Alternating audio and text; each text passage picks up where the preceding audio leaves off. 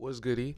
Welcome to the DameSmiff program here. And I just wanted to tap in with you guys and talk to you today about what exactly is an independent musician. Now, I've gone over this before, but I wanted to go over it again in a more brief and updated version and kind of give you an idea of what that looks like today in reference to what you may know and what people commonly reference an independent musician to be.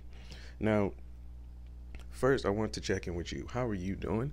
Put in the comments if you've been having a good week. Especially, I want to tap in with my artists. Are you working on any new music, any new projects, any new, especially my visual artists? You got any photography, visuals going on? Drop any socials you have. Link and network with people in the comments. And remember, we're here to grow and build as a community and to be positive. So let's be respectful. But anyway, I wanted to, like I said, explain what an independent musician is, right? And so today, when I think about an independent musician, I think of the what we would call blue collar worker of the music industry. So this would, in my mind, the first thing I think of is the man or woman that's busking, the MCs or hosts at different venues, the DJs, the equipment people, the roadies, everybody that makes this whole thing kind of move and breathe as an industry, right? And the reason why we have to identify this because there are people who aren't necessarily musicians that provide great benefit to the industry. And these would be some of the people I've explained in that list. In some examples would be roadies, especially our lawyers, of course. We have our managers, we have our supervisors, our hairstylists, wardrobe managers. There's a lot of people that help make this happen. So when you think about independence in terms of the music industry, that means that you would necessarily have control over most or all of this in part of your career. So let's think about this for the average person, right? You may play an instrument, you may know music theory, you may have gone to school for music, you may not have. You may have played live and gotten experience on stage and things like that. But as far as control over your career, are you truly independent? And the best way I try to gauge this is obviously finances, but it's going to be in where you can control your finances. So, for example, a lot of musicians starting out will invest in gear or we'll invest in instruments and like updating equipment and technology and things like that. But in the long run, these aren't necessarily assets. These aren't things that we're going to need in the future that'll help progress us along or even give us a level of stability throughout a career.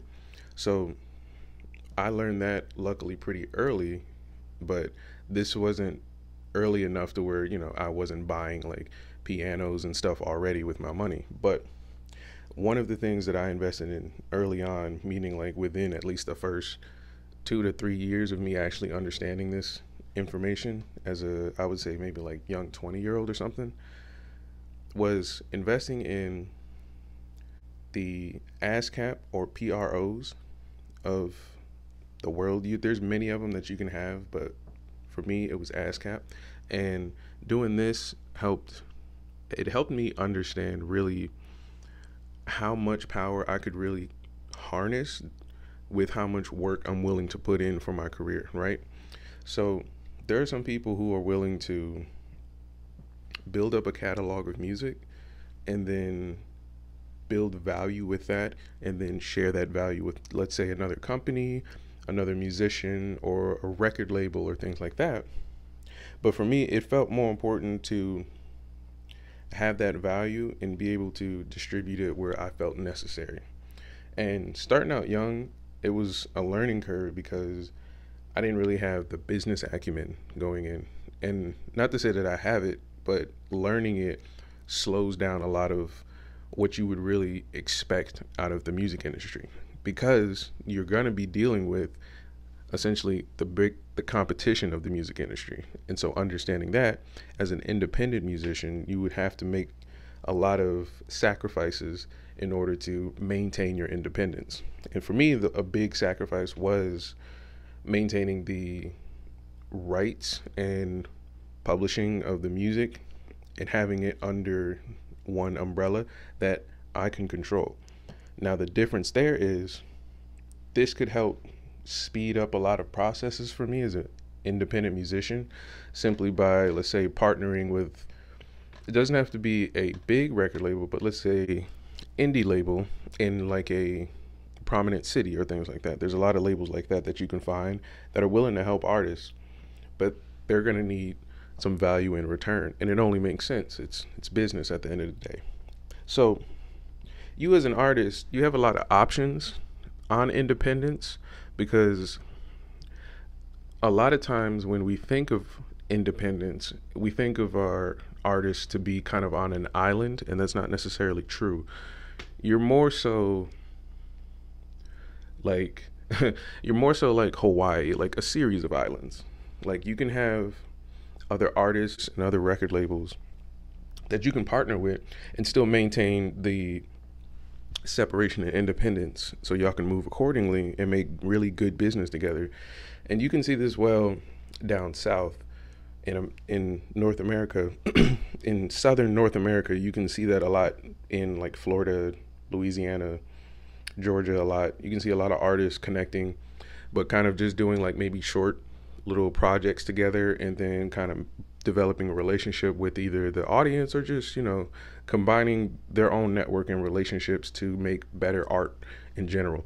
But these are ways that independence has created a great, I would say, value in the music industry as of late, because many musicians are starting to realize that, yes, we can create music on our own. We don't need to have a lot of expensive equipment to create what's in our head and put it onto a track and get it essentially streamable. That's not difficult. But now it comes a point of, if I'm a TikToker and I do original content every day on TikTok, how can I control this if the platform TikTok starts out with owning the content, versus having my own platform where I'm placing original content and distributing to TikTok? So there's different ways you can do this, and I think for the independent musician, it's going to be more of a grind to do it, but one that if you figure it out, you can be that much more powerful as far as having the control over your music career. So let me know what you guys think. Do you think it would be more beneficial for the average musician to go the independent route, or what I would say the 9-to-5 job of the musician, which would be to get signed and basically make music under a certain, you know, pretense with a partner and create value together like that? Similar to if you were to get hired for McDonald's or something like that. You offer them value by producing their product and selling it to the people, and they give you value that's monetary. So let me know what you think.